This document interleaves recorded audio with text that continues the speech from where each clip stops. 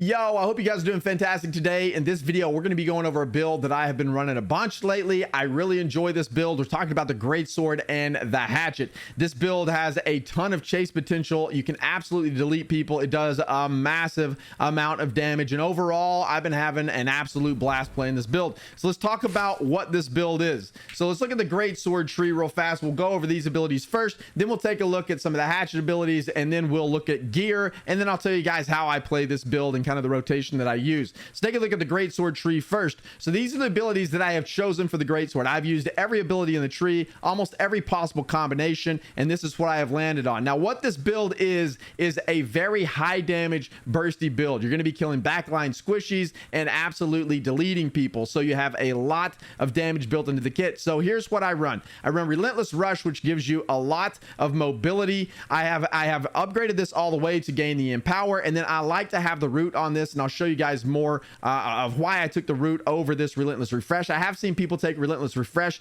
To me, that I don't get the I just don't quite get the utility out of this that I would like to have. It reduces the cooldown by 50% whenever you kill a foe, which is quite nice. I was running this before, and then I took it off the bar and I actually replaced it with Aggressive Shift because I feel like I get more bang for my buck with Aggressive Shift, being able to shift back into onslaught stance than I did with a Relentless Refresh. I don't really I just don't think this ability is quite worth it in OPR and arena, so I took that off. But we do definitely want to take Adaptive Rush because that 1 second root whenever you're in onslaught stance is pretty important for the rotation of this build. The next ability we have chosen is, of course, Skyward Slash. This ability, you just get a lot of bang for your buck, right? You get a stagger, you get 80% weapon damage, and then you get rend, which is nice. And of course, we've upgraded this all the way so we can get the follow attack that does quite a lot of damage. And then we also get disease applied to the target as well, which is absolutely incredible. So you get a lot of bang for your buck here. Then the last ability we have chosen is Steadfast Strike. Steadfast Strike is pretty amazing. It's a little hard to hit sometimes and can be kind of a little wonky,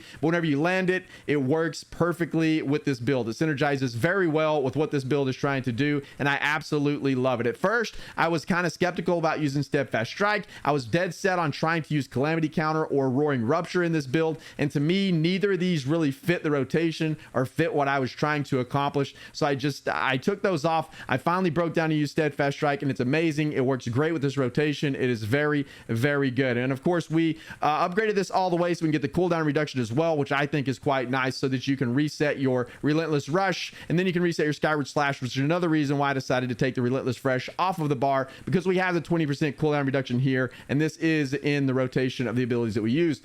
So then we have Unflinching Blade, which is nice because you get all your charged heavy attacks have grit now, and you apply bleed, which is absolutely incredible. I love that ability. We have Blade Honing, which gives you increased base damage, and then we took Perfect Vigilance, which just gives you a little bit of Fortify, a little bit of survivability. Then all of the passives over here just obviously enhance your damage by a lot. So that's the Greatsword tree. Let's now take a look at the Hatchet tree. So here's what we have for the Hatchet. This is what I've landed on. I really, really enjoy this build. I absolutely love social distancing. It provides you a ton of mobility. We'll talk about that more in a minute. But right here with Feral Rush, you have a root whenever you hit somebody in the back. This ability is kind of hard to land sometimes. You have to hit somebody basically running in a straight line. So you got to be careful whenever you use this. It also locks you into an animation, and you can expose yourself to follow-up attacks, etc. But whenever you land this, it is very strong, and it does quite a lot of damage as well. And especially if they're below 30% health, this is a really strong ability. It hits really hard. I like it a lot. And then of course we're taking Berserk, which is, I think, is the staple of any Hatchet build, right? You want that. And then we have Undying or Defy Death,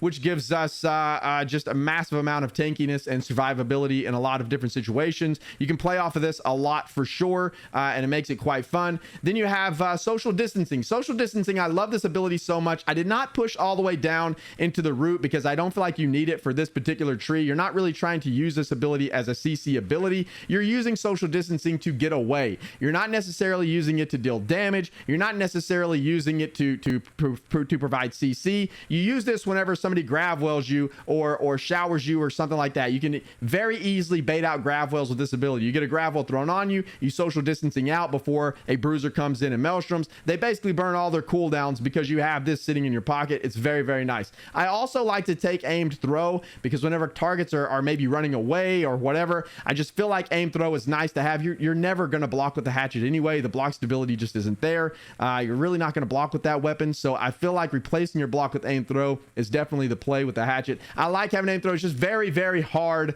to land these on a moving target, but in arenas specifically, aim throw does come in clutch at times. And then the other passives we have taken just enhance damage on both sides of the tree. On both sides of the tree, that's what we're looking for, is just maximum damage out of this weapon as well. All right, so now that we've taken a look at all the abilities, let's take a look at the attribute distribution that I like to use. So here's what I've landed on for this build. We go 200, 150, 150. The extra 14 points here sitting in decks are just from the gear, from bumping them up past 600. But we ultimately, it's 200, 150, 150. I landed on this because this gives you a ton of damage and some survivability with the 150 con. I think going to 100 con is a little bit too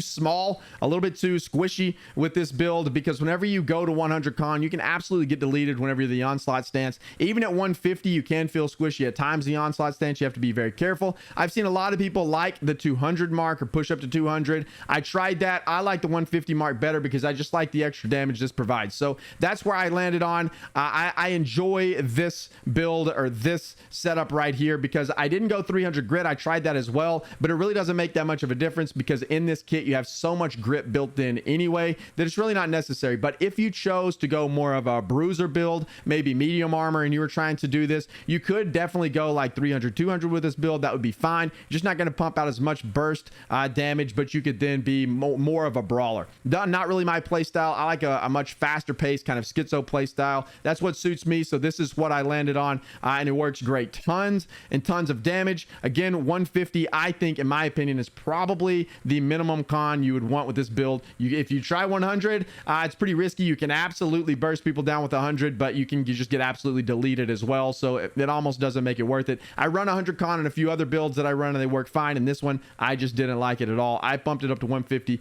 and I think it works great. So this is the attribute split that I use for this build. Now, let's take a look at all of our gear. Let's take a look at the gear that we're using and what I would recommend with this build. So the hatchet that we're using here is the Berserker's Axe. I really do like this axe. This comes from the PvP reward track. It has penetrating backstab, vicious, keenly empowered. It's very, very strong. Whenever you land those big feral rushes on someone, it just does a ton of damage, which is amazing. Then let's take a look at the Greatsword. My Greatsword is not ideal. I was toying around with getting some Trenchant Recovery, which has worked out pretty well in certain situations. I like it, but I would ideally shoot for like Trenchant Strikes, Arboreal Attunement, and then Keenly Jagged. That would be my best sword for this build if I could get one, because whenever you land your big heavy attacks, the Keenly Jagged on there is just amazing. I have played with other Keenly Jagged weapons. I rolled this one. I was shooting for Arboreal Attunement, Trenchant Recovery, and Keenly Jagged, which I think would work out well too, because the Trenchant Recovery is quite nice. It has gotten me out of some situations before, but I would probably prefer Trenchant Strikes on here. Trenchant Strikes, Arboreal Attunement, Keenly Jagged.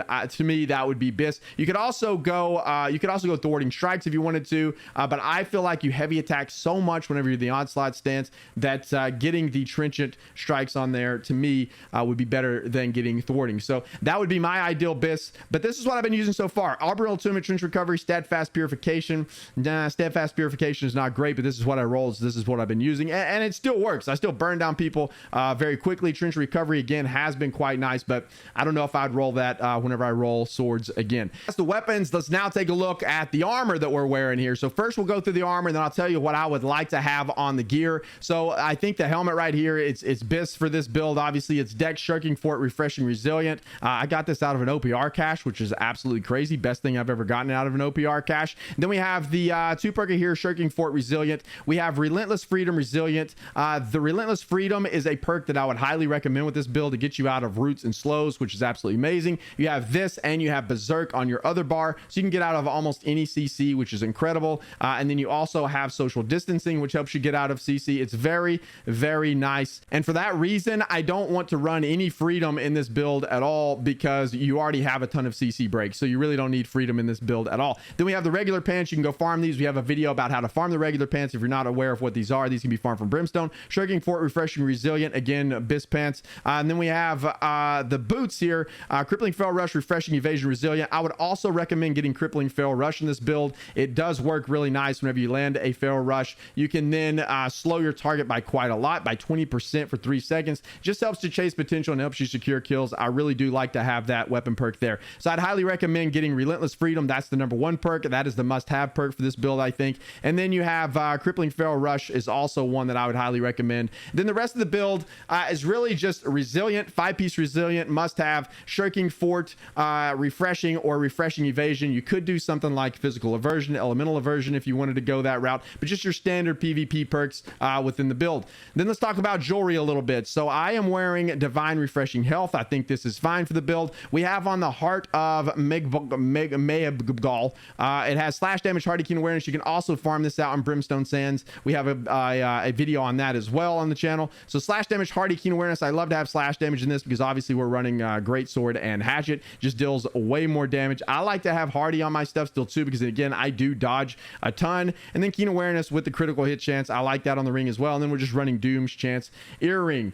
As far as rune glass gems go, I don't know if I would slot a lot of rune glass gems in your armor because you do lose some mitigation whenever you do that. I know it might be a little bit negligible, but for this particular build, I don't know if I would do it. I don't know if the damage output trade-off is there.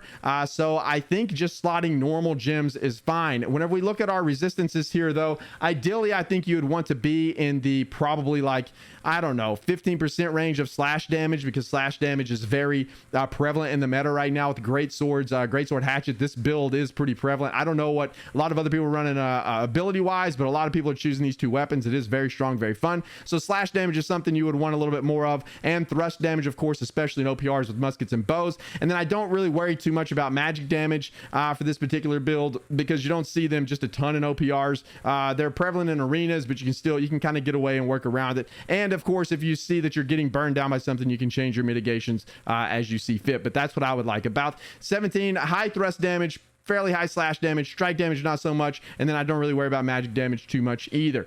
Then of course with your heart gem rune, this is the one that I run accelerating charge and powering charge. I run the cunning heart gem, or heart rune of detonate, excuse me. I like this one over the other one because the other one you're just so squishy. With the brutal heart rune of detonate, your explosion damage is increased by 30%, but you take 15% more damage while charging. You could be in your defiant stance and use this if you wanted to, but then that takes away from damage, the big heavy hits that you're trying to combo to get your burst damage. And I feel like whenever I'm trying to get the burst damage, I want to be in onslaught stance to try to get like a heavy attack along with the detonate or something to that effect. And so whenever I'm in onslaught stance, you already take a lot more damage than whenever you add this in there. Yes, you get a ton more burst damage, but I tried it and I just feel like you can just get absolutely deleted if you're not careful. So I like to take the other one, play it a little bit safer here. You also get the movement speed with all of the detonate runes, which is nice. So I like to take empowering charge. Outgoing damage increased by 15% because you can get those big juicy heavy attacks while you're in onslaught stance. And then whenever you couple that with the detonate, you can still burst people down using this rune as well. So that's what I like to use in terms of heart rune gems, and that's the gear. That's what I would recommend. This is what I've been running, and it's been a ton of fun. So now let's talk a little bit about the rotation of this build and kind of how you play this thing, right? So your great sword, again, you have steadfast purification, you have skyward slash, and you have relentless rush. So the ideal rotation for this build is to pull someone in with steadfast strike, then you're going to hit them with a skyward slash to apply the rend, and then you are going to hit them with the relentless rush to apply the root and the slow. After you do that, you can typically just heavy attack them to death and then they're dead. You can also use steadfast strike to pull people to you whenever they're running away, but just remember, whenever you use steadfast strike, it does pull you out of onslaught stance and put you in defiant stance, which is also why I really like to have aggressive shift, because after you use steadfast strike and pull them to you, you can heavy attack in defiant stance. It'll put you right back in onslaught stance, which I found to be very useful. But that is the combo. You steadfast strike into skyward slash into relentless rush, and then you heavy attack them after they're rooted and they really can't get away, and you usually just absolutely delete people with that combination. Then of course on the hatchet side of the tree, you can use it to do a ton of damage with light attacks as well. If you burn your entire combo over here on your greatsword trees, you can then use your hatchet to feral rush into people and then just hatchet them down whenever they're rooted. That's really a good thing to do. Or if you have skyward slash up and you get somebody rooted in a feral rush, you can then skyward slash them, and then you can go into relentless rush, and then you can heavy attack them until they're gone as well. So that's kind of the combos. And then of course social distancing is really best used whenever you are trying to get out of CC, especially grav wells. It's very great to get out of grav wells, or if you're out of stamina and someone comes and they're trying to shockwave you or CC you in other form in some other way, you can just use your social distancing. It's a free dodge, it's a free iframe, and it's very, very powerful when used appropriately. Gives you a ton of mobility and a ton of escapability, which is amazing. It'll get you out of some crazy situations. That coupled with defy death, and you can get away from a lot of stuff if you play your cards right. So that's kind of how I play the build. That's how I enjoy the build. It is a ton of fun. You can absolutely delete people. It does massive amounts of damage, and that's what I've landed on. This is the build that I've landed on, and it is really, really good. So that's it for this build. Let me know what you guys are pairing the greatsword with. If it's not the hatchet, maybe you're pairing it with a bow or the great axe, the hammer, or maybe you have some other crazy build that you're using with the greatsword. I would love to know. Let me know what you've landed on, and if you are pairing the greatsword with that hatchet, let me know what your abilities are. Did you choose something different? Maybe you're using like calamity counter in a way that I haven't thought of yet. I would love to know. Let me know how it's working out for you, and yeah, let's talk about your builds. I would love to have that conversation with you. But that's going to do it for this one, boys and girls. I greatly appreciate you guys being here. Thanks for hanging out. Thanks for watching the video, and of course we stream on Twitch every Monday through Friday, 8 o'clock a.m. CST. Do all kinds of stuff over there. I like to enjoy the game to its fullest. We do a lot of PvP, we do PvE, we do all kinds of stuff, but that'll do it. Thank you guys again. I appreciate the heck out of you guys. Make sure to like and subscribe the video if you enjoyed it. We'll see you in the next one.